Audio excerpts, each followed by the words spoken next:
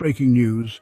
An extraordinary event has unfolded in the sky. As townsfolk were ringing in the new year, their celebrations were abruptly interrupted by an unexpected guest in the night sky. An unidentified aerial phenomenon, or UAP, was sighted, casting a shroud of mystery over the festivities. They're just hovering, not very far high up, maybe 200 or 300 feet up in the air, and glowing, and two bipods jutting out from behind it, from underneath it, and sparkling all around, and some figures up there. This solid-looking object, and figures walking about on top, and not the slightest noise whatsoever. And so we waved. Wouldn't it be wonderful if we could get this object down onto the playing field? And as we waved, wondering whether we'd get some recognition and whether perhaps they would understand what we wanted, they waved back. So I asked a boy to go quickly down, bring me a torch, bring me a pencil, bring me paper, and return as quickly as he can so that I can get for any other events that occur, minute-by-minute movements, so that at least we'd be able to talk about it the next day. And this he did, very, very quickly. He brought it back, and he brought the torch and put the torch on and shone it to the craft. And as he did so, he waved moved the torch this way.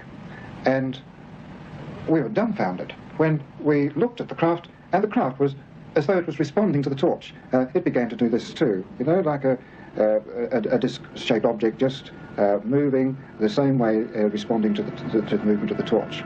Next day, just prior to the evening service, about 7 o'clock, the thing was there again. It had arrived about an hour earlier, and we all decided to have the normal evensong that we do have on those nights, because, well, the thing was out there outside the church anyway, and we felt it wouldn't go away during the service, and it didn't. When we came out, there it was, still up in the sky.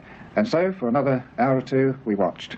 And then suddenly it did go. They've been coming since the beginning of the world, since the creation of the world. If they wanted to harm us, they sure could have done it a long time ago. They've told me we can't do anything as bad to you as you do to yourself.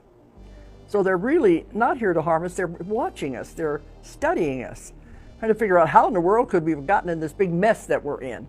But they have the law of non-interference, so they can't interfere. All they can do is watch and studying us. We're called the grand experiment. And if you hear people talking about being a fear, horror, and evil and all of that, they don't have the real story. As I said earlier, other investigators work in the lighter levels of trance. In that level, you're going to have fear because the conscious mind is very emotional, and the emotions are right there. You remove that, you'll find out what's really going on. And they're here to help us. And they want us to be better. They want us to have a good world, a better world. That's their goal. These help us all the time. They've been helping us since the beginning of the world. But that would be a whole other series of lectures that I could give you on that, as how they created us and how they started the whole civilizations. Have been watching over us since the beginning of time. So they're not negative. But eventually they want us to join with them and to be part of the Federation that it's called, because they said we would be a valuable addition because of our curiosity and our creativity. But they don't want us as long as we're into this negativity. That goes back to our animal nature. We have to get rid of that first before we can ever be allowed to associate with them. So they just watch us and observe us and shake their heads. Can't figure out why we do the things we do. Get away from the animal nature, the violence and everything. That's part of it. And they're helping with it. They're hoping we're going to go out of it. Well, I've been working in the UFO field for so long that I feel I understand the ETs better than most people. And I know their motives, I know why they're here, I know what they're doing, and to me they're wonderful, gentle people. That's why I've never found any that have been negative. I've found many different types of beings, but they've told me they are forbidden to harm a human being. There are councils over this, the laws and regulations, and they're not allowed to. And once you understand the reasons they're coming, there's nothing to be frightened about at all. But the movies and the TV like to create that fear. And fear is the strongest emotion that a human has. If they're afraid of something, they don't understand it, they're afraid of it. And that's why they think it has to be something bad, because they don't understand it. Once you understand it, anything becomes clear, and there's nothing to be afraid of. Very important. Miriam Bush. was executive secretary of Lieutenant Colonel Harold Warren in 1947, who was the chief medical officer and hospital administrator of the Roswell Army Airfield Military Hospital on base. Lieutenant Colonel Warren oversaw the examination of these bodies within the examination room. He pulled his medical secretary, Miriam Bush, into the room with him. When she saw the bodies, she first exclaimed, "My God, they're children." A closer look at the bodies, however, revealed that they were small, but they were not children. They were adults. She did not describe them as alien bodies. She specifically described them as foreign bodies. She described the foreign bodies, not alien, foreign bodies. These were terrestrial bodies. She said that there were 3 bodies. They looked like ancient Chinese with black skin. Get that? Miriam Bush, the medical secretary of the chief medical officer, who was over that examination, the first examination of the Roswell bodies. She said the bodies, look, they were black skinned and they look like ancient Chinese. They are the bodies of the Asiatic black man. The blackness of these bodies, as described by Miriam Bush, was so important and so real that the U.S. Air Force, when they published their 231-page rebuttal attempt to push Roswell under the rug, the Roswell report, case closed, authored by the Air Force. And so they have a section addressing, I don't know if you can see that, the black little box. I'm talking today to women who say they have been abducted by aliens from another planet. And you're going to describe to us what they look like now. May I briefly say, I don't know for a fact that they're from another planet. I assume so, but I am dealing with a lot of unknowns. I don't know where they come from. I just can describe what I saw. I don't have the answers. Well, you know you weren't in Kansas anymore, Toto. And I wasn't wearing red shoes that I could click together either. I mean, okay, so, and they look like? They're humanoid as far as the body, very small frames, about 3.5 to 4 feet tall. And I found myself laughing to myself when I saw them because I just saw one being actually. Because the skin was very, very dark olive green, so dark it could be mistaken for black. And I even laughed to myself. All right! All right! No. I laughed to myself We're because... in control in outer space! All right. Thank you. I laughed to myself. You know I believe you, girl. You know I believe you. If there is a message from them, is that they do want us to join with them eventually, but they want us to know we are children of the stars. We have been created and taken care of since the beginning of time. They have no desire to harm us. They are our caretakers, and they love the species because they love the way it's developing. They don't like what we're doing. But if there's a message, it's to let people know that they are not negative and they are here to help us. They will eventually appear in mass, but it won't be until we get our act together. And at that time, they will appear and let everyone know they're here. And they said at that time they would also give us lots of medications and cures and help the bodies. At one time, I had a regression, which I thought was a regression. Actually, it was a future progression. A man was in a football stadium, and this huge UFO came down into the football stadium. And they got out and announced to the people they were finally going to announce themselves to the world. And they were here to help the world with the medications and all the things we were going to need. And they said this is occurring simultaneously all over the world where lots of people were gathered. They would appear instantaneously all over the world to these people. And that way the governments would not be able to deny it. But they said there will still be some people sitting in that stadium who will not believe what they see with their own eyes. But when this happens, we will be traveling in space, living in space, wonderful inventions you can't even imagine.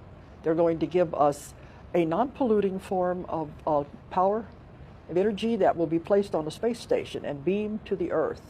And these are some of the amazing things they're going to give us. The Eagle and its crew, Buzz and Neil, had to stay in the craft for hours before they can disembark out of fear because of the encounter the day before. When Neil Armstrong stepped out the craft and made the first step for the white man on the black man's moon, when he stepped off, he had his camera. Buzz Aldrin also filmed the proceedings. There were 2 UFOs hovering over the rim of the crater, the Sea of Tranquility crater. 2, the mother craft apparently was not there. I'm not clear if the mother craft was there, but most of the records say that when Neil stepped off of the Eagle lander steps and touched down on the moon, there were 2 craft hovering over the Sea of Tranquility crater.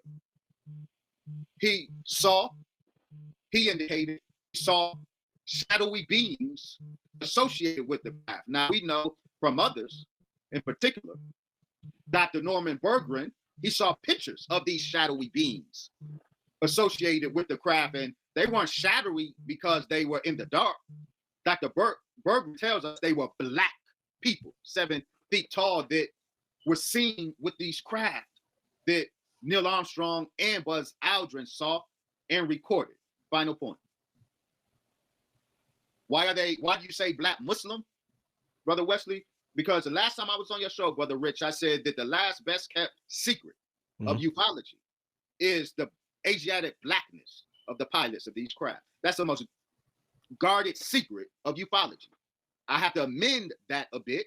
The last and best kept secret is not just the blackness of these pilots, but that they are black and that they are Muslim.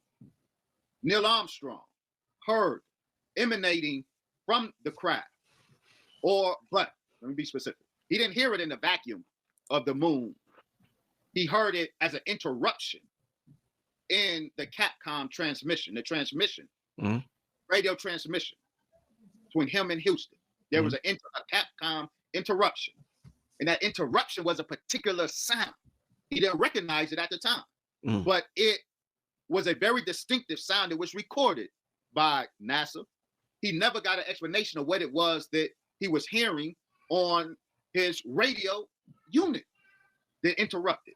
When Apollo 11 returned to Earth, of course, all of the photographic and audio-visual material was placed way above top secret. The CIA disallowed the astronauts, as all astronauts are forced to sign a secrecy agreement. They would lose their pension. They would go to jail. It's the usual threats that was to be a consequence of disclosing their encounters publicly. But the Apollo 11 astronauts were subjected to an even more severe silencing threat. Buzz Aldrin's family and Neil Armstrong's family tells us that the 2 of them were threatened, that their family would be killed if they revealed what they experienced. Now, what are the different type of aliens? You know, because you got the grays, you got the blacks. I want to know what's the different type of aliens. There's all kinds. Well, you have black people. I think most of the UFOs that are flying overhead are being piloted by black people. That's my personal opinion. Now, that's very interesting because Honorable Elijah Muhammad said decades ago that there was a mothership up there. You understand me? And he gave a full description of the mechanics of the mothership, how it was piloted. You understand me? How the people lived. And he said, I believe it was made in Japan. You understand me? During that time. And, you know, he was the first to introduce the concept of like aliens and telling the government, you understand me, that the mothership was going to destroy them with these different type of bombs that they had. And he gave a breakdown on how many baby planes that were there and that there were black men and women up there. Like it's a very detailed account. And then after that, in the 1930s is when they started to create those programs towards observing UFOs, and then started to create counter stories of why they were UFOs, right? But the Honorable Elijah Muhammad maintained his knowledge of UFOs and the account of their existence, and so does the Honorable Minister Louis Farrakhan today. And number one, I don't believe the UFO community gives any real reverence and appreciation to what the Honorable Elijah Muhammad was doing back in those days.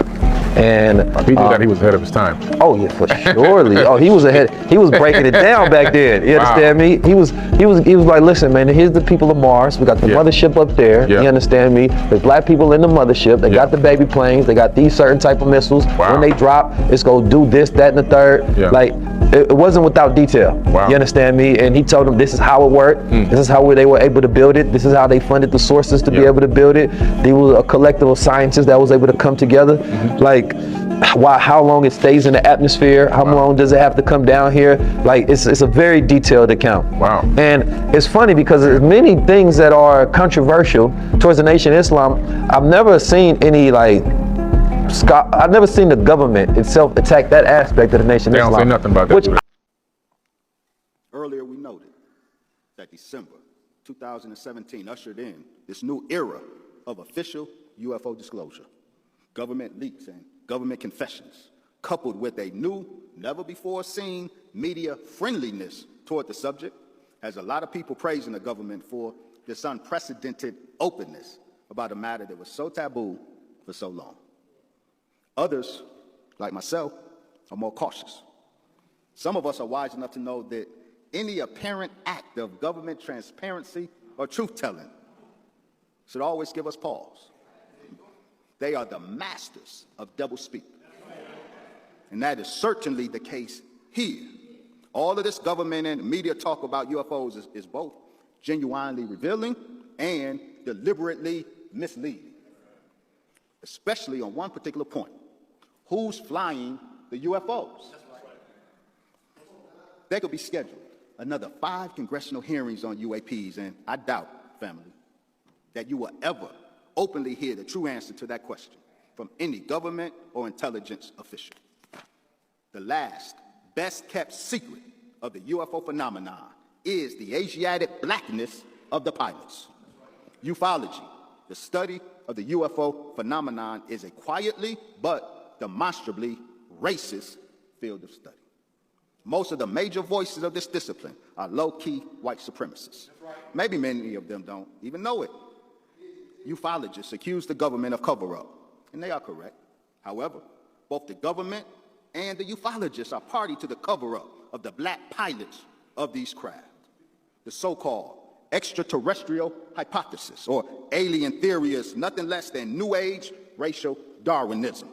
In the Old Age, racial Darwinism has already been proven to be a racist falsehood. You must know that the whole alien narrative as it exists today is largely the product of a government intelligence disinformation operation. For example, the so-called reptilian character associated with the UFO phenomenon is a disinformation device used to disguise the black identity of the pilots and to villainize them.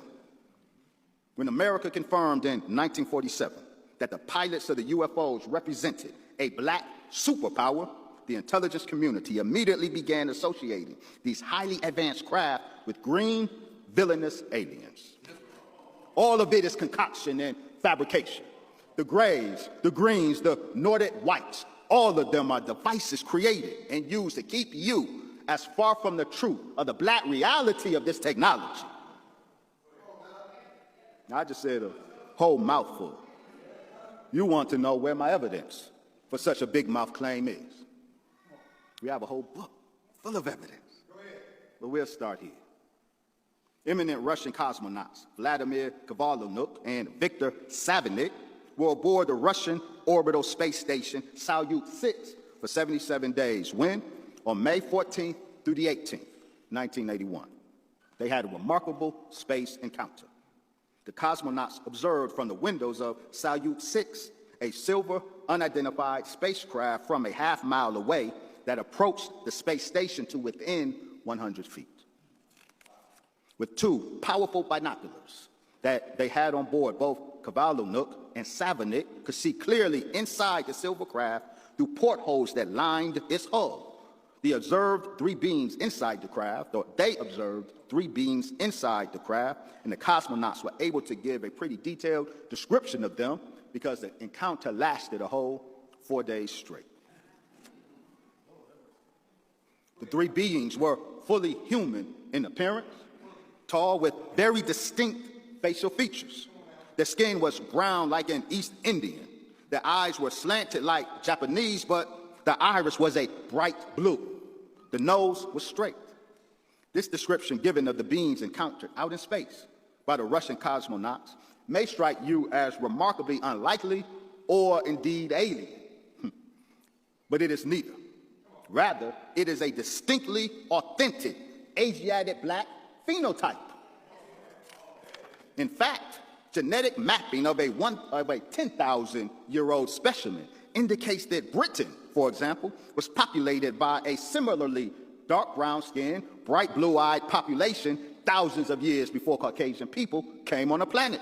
So the so-called aliens that the Russian cosmonauts encountered in space were authentic Asiatic black men.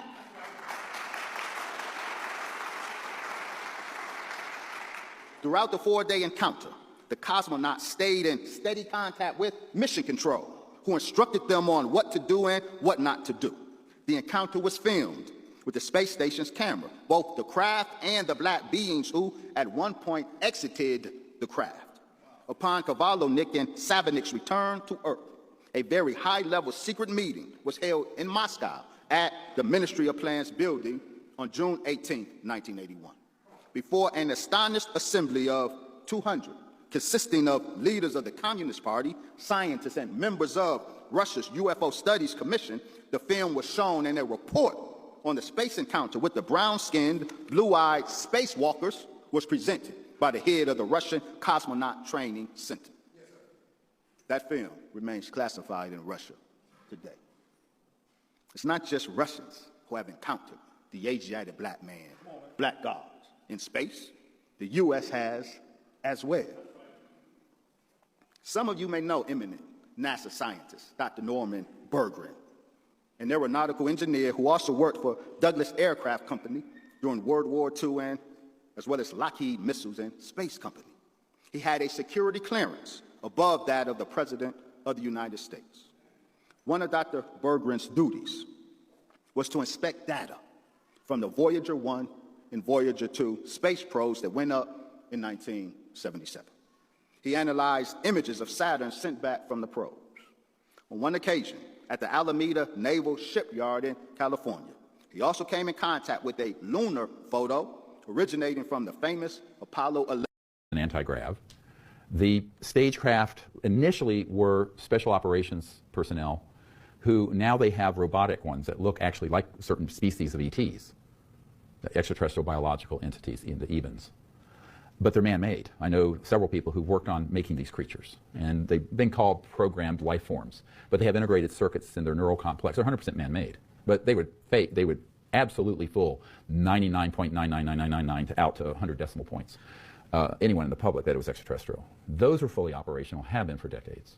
The early ones were these more clumsy attempts. It's also done in association with electromagnetic weapon systems that alter awareness, can make you black out, and also certain chemicals, drugs, canisters that will be thrown, and the person will then pass out, have no memory of what happened, and then awaken with this other event happen, having been abducted by an extraterrestrial. A lot of people have said, oh, Dr. Greer says no one's ever been abducted. I said, yeah, they have. And they attempted to abduct me out of my hotel room at the St. Moritz Hotel in July of 1994 when I met with Prince Hans von Liechtenstein. So I'm one of those victims. I know what they're capable of. The difference with me is that I knew what it was. Now this gets more complex. You build this whole Space Force, now you got to have a reason to fund it. So now you got to have these experimental drones and these experimental probes. We're going to start shooting these things down. Perfect time to start an exploration or an experiment of shooting down these drones when these balloons pop up. These balloons were unexpected. I admit that. I don't think they expected these balloons to just pop up like that. Once they popped up, they kind of traced them and followed them, so they knew the path that they went. But it was like, you know what? We got the F-22s already on call now. let's release a couple of these drones and just test out our flight capabilities and test out their flight capabilities of these drones and see what they can and can't do. Let's warm everybody up. We have objects up here that don't have wings, cockpits, fuselage, no captain, no pilot. All of a sudden, we got to shoot these things down. Remember, in the ATIP documents, the government can't shoot these things down. They can't even catch them. These things dance circles around billion-dollar fighter jets like it's nothing, right? They dance circles around us. They make us look like idiots. Now, all of a sudden, we can shoot them down. So, in my opinion, after doing the research, these are not UFOs or UAPs. These are the ones that they just shot down that don't have wings and all that. They're something that we created ourselves. Are the Anunnaki Black or African descent? So if you look into the research of the Sumerian tablets, the Enuma Elish, Epic of Gilgamesh, for example, the Antra-Hasis epic, the Code of Hammurabi, and you see a couple of different descriptions of how these people looked. You look into the Egyptian Book of the Dead, which is also talking about these same exact people. And then you also go to Egypt and you read the hieroglyphs. You find out something very interesting. They had African features, but some were almost like a vitiligo type situation where people have these huge patches. They also had some that were extremely dark. If you look at the Sphinx's face of the Sphinx, it's one of the oldest structures still left in Egypt. That is the face of Amun-Ra's son. And so you're looking at the nephew of Thoth the Atlantean. And so you can see the features clearly show that more of an African feature. Some were dark, some had this vitiligo skin. Some of them had light skin, yellow and pale skin, but had African features, blue eyes, and still had naughty blonde hair. Not naughty, but still blonde. Interesting descriptions. These descriptions are really like all over the place. In the Epic of Gilgamesh, Noah, who's actually Zazudra in the real text, but in the Bible, he's renamed Noah. He is a totally different skin color from the black family that he's with. His skin is glowing bright. He's got blue eyes, but he's got these African type features. It's pretty interesting. Then you find out later on that some other beings arrive here, and they don't look anything like African features. They had what we would consider indigenous Native American features. I don't like to use the word Indians, but they had some more Arabic features. Some had more Asian features, and some had Caucasian features. So we see this mix of different races, and I believe that's because they came from different star systems. That's my personal opinion. When I look at a lot of the ancient texts, I start to see that beings were coming here, but not just from one place, but they were arriving on this planet from multiple places. And according to ancient tribes, this is what they were saying. And please, guys, don't fight over the race stuff. It doesn't make any sense. If a black person wants to know about ancient history, to find out if people are black in ancient history, let them find out. Like, just don't do it to us. Just relax, okay? I don't like it when people start to go, you shouldn't be asking about race. No, we should be, because we need to know. You got to remember that black people's entire ancient past have been robbed and stolen away. We don't know anything about ourselves. We're one of the very few races of people on this planet that are completely lost. You got to realize that we don't know who we are. We don't know anything.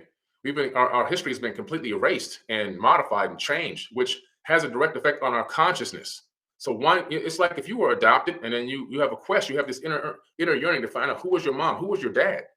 And people spend their entire lives researching and trying to trace and track down who their original parents were. It's this yearning inside.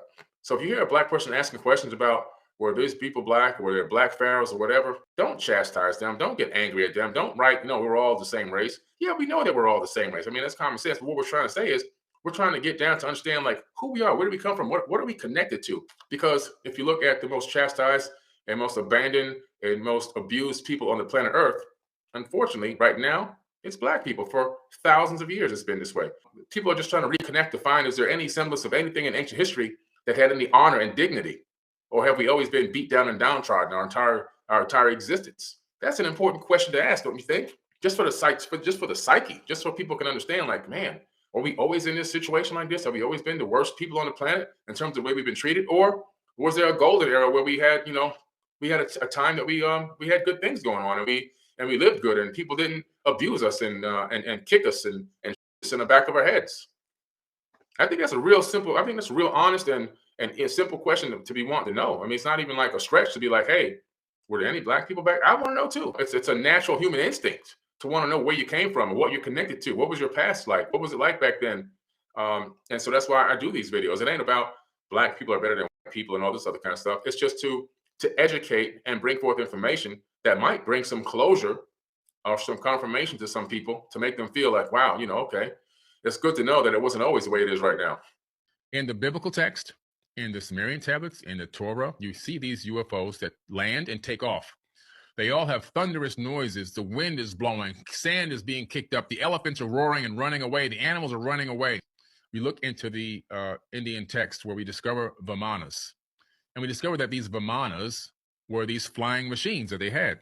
They were almost, they called them, the people on the ground called them flying cities. That's how big some of these things were. When you look at the manuals that were actually left behind and the instructions on how they flew and worked, and even flight plans that are sitting inside of actual museums. This should be on mainstream news right now, and not what the junk that they're, whatever they're talking about, you say all this other crazy stuff. This should be on the news, right? And so these machines, these Vimanas, they actually use something called a ferrofluid vortex engine. That's the modern terminology that I understand it to be based on the description of what it was, right? So when you look at these devices and these flying machines, they had a rotating vortex of mercury. And we know now by modern science, if you take mercury and put it into a torus and ramp up the RPMs by putting a magnet on the outside of the torus, you can get it to move because mercury is a ferrofluid. It's a liquid metal. Once you get the RPM up to 60,000 RPM and you pressurize the torus to 250,000 atmospheres, and then you electrify it, you're going to get anti-gravity. And all you need then is maneuvering thrusters to move. See? So they had a ferrofluid vortex engine and maneuvering thrusters similar to what we have right now in the military, which is a top secret project, which now is obviously being released to the public as what it is. They're called TR-3Bs. The TR-3B is a flying triangle with a rotating ring of ferrofluid at the bottom, most likely mercury, that uses the same principles to give it an anti-gravity field so that it can maneuver and fly completely silent in the sky. But it has maneuvering thrusters. Now, to travel the vast distances of space, I believe they may have developed or found a way to develop warp fields where you can warp space in front of the ship and expand it from the back, allowing the ship to move forward at a very rapid pace without violating Einstein's theory of relativity. We know that warp fields do something very different. They actually, it's like the ship is sitting on a tablecloth and you're pulling the tablecloth. The ship actually never is being moved. It's the tablecloth that's moving, or in this case, it's space that's moving.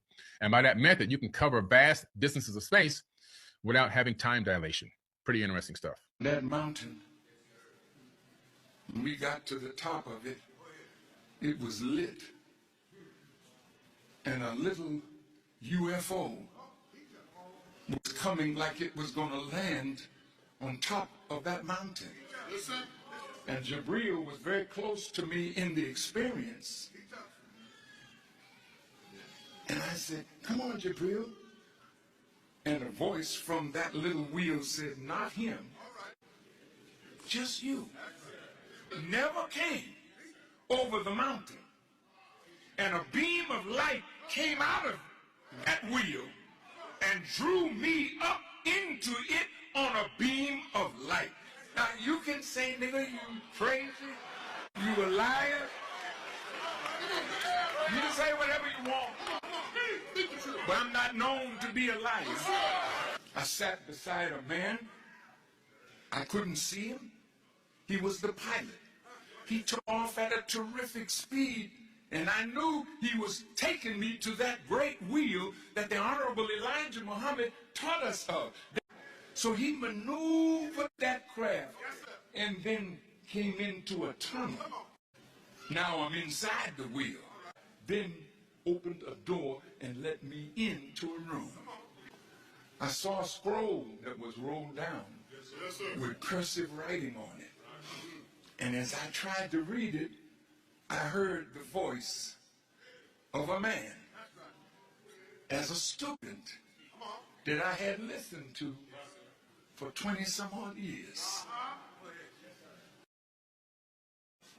And when he spoke to me, then he said, President Reagan in early September met with his Joint Chiefs of Staff to plan a war.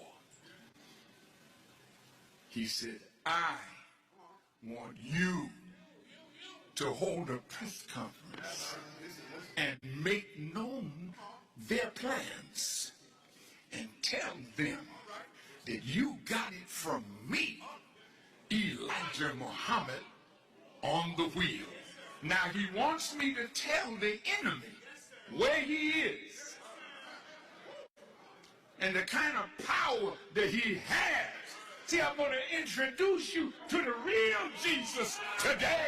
Beings from the same galaxy as the little people, but they live underwater as opposed to on land. And they come here when they're living under the sea here in the Atlantic Ocean and different places, and they have empires there. And everybody is working to keep you from destroying the planet so y'all can develop. The only thing that cannot be done is they cannot interfere with the natural course of your planet, because it'll be thrown into a star holocaust, meaning the magnetic field of the planet will be reduced, which y'all are doing anyway by removing the ozone layer. And we're trying to figure out any way we possibly can to re-knit the ozone layer, because if the ozone layer is moving, ultraviolet waves come in, you'll have 10 years before your planet will be destroyed. So extraterrestrials are doing everything in their power to keep you from destroying yourself, and the cherubims are here in the form of human beings, and y'all just don't see them as the white people, and they're doing everything in their power to destroy you. Let me give you little cues. The man says drive at 55 miles an hour, and he makes a car that does 260. Don't smoke cigarettes, and they got cigarette commercials. Alcohol will kill you, and they got alcohol commercials. Drugs will kill you, and they import drugs in the country. You can't even smuggle a piece of jewelry in from South America, but they can't stop hundreds of pounds of drugs. There's obviously an inward conspiracy for human beings to destroy themselves out of their ignorance. And extraterrestrials are not allowed to intervene. They can only suggest, or through telepathy, or influence certain human beings to make them react certain ways, or just incarnate and teach, like in my case. I was assigned here to teach you, to try to raise your consciousness so that when the ship comes, you'll be ready. But I'm having such a hard time because you don't believe nothing I say because I'm not white. You believe the cherubims and everything they teach. If the white man came on today and said, I made all of this up, you always believe it. With all the facts that I taught, and every scripture and every verification, you still say, I knew there was something wrong with him all the time. It's that easy. The same way Malcolm X was easily influenced by the cherubim to turn against Elijah Muhammad. It's that easy. And that's holding y'all back. You have got to get back into using your calculus abilities. You've got to get back into using your psychic powers. You people have psychic powers. How many times have you thought about calling somebody and you picked up the phone and they were there? How many times have you thought about seeing a friend that you haven't seen and turned the corner and they were standing there? How many times have you walked up on a person and said, I know this person, I don't know from where? These are people you know in your spiritual life. You better get your spiritual life together and get away from this physical thing, because it is swiftly passing away. And whether surrender, you know, as Jesus or Elias, Elijah, or whoever comes to try to teach you, all you do is get intimidated, cross-examine them, curse them, defame them, question them, doubt them, butcher them, and then try to either kill them or chase them away. The Quran says, you people will kill your own messengers. You try to kill the Messiah Jesus for what he was trying to teach you. Some of you people know what I'm talking about. Some of y'all think I'm nuts. Some of you people have had extraterrestrial communication. Some of you people have had extraterrestrial dreams and visions. Some of you people know that you don't belong on this plane, and other people don't know it. Some of y'all are mortals, and some of y'all are supreme beings. And the ones in there that are supreme beings inside, they know what I'm saying is true. They don't know how to get back because they've fallen so far, but they know there's something not normal about the way they feel and the way things happen to them and the way life is set up around them, and they know that people are out to hurt them and situations always work against them. When they try to tell people, people say, oh, you're just paranoid.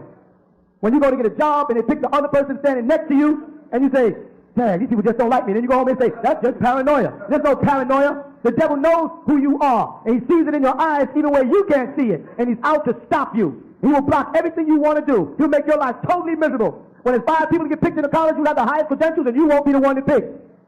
You understand? When the bus gets ready, when you coming down the street, the bus is pulled off, everybody else catches the bus gets away from you. You understand what I'm saying? You get down there, someone says, boy, the train just left.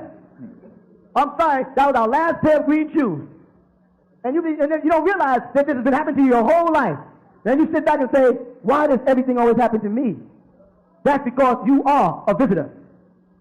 You understand? You're a seed of the elders, and you're lost here, and you better wake up soon, because when the devil opens up the door against you, he's not going to show no mercy. Did to us.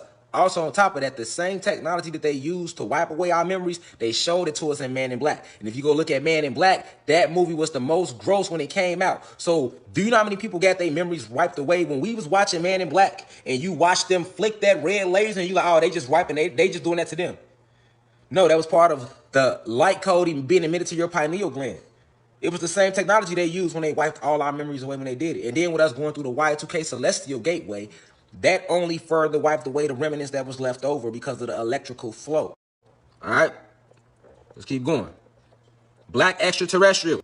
The true history of the god species known as Latinos and black people all over the planet is hidden in the libraries under the Vatican. The CIA and FBI are both very much aware of this truth as well. The government has millions of pictures, footage, esoteric books from our ancient mystery schools, and more. They have hidden this fact of these gods walking in the flesh. They classify this information under black extraterrestrials. Project Bluebeam, Area 51, and more are all disinformation and propaganda agendas. The Draco-Human Pleiadian Alliance releases to the public to keep them ill-informed. All right? Black extraterrestrials. That's how they look right there.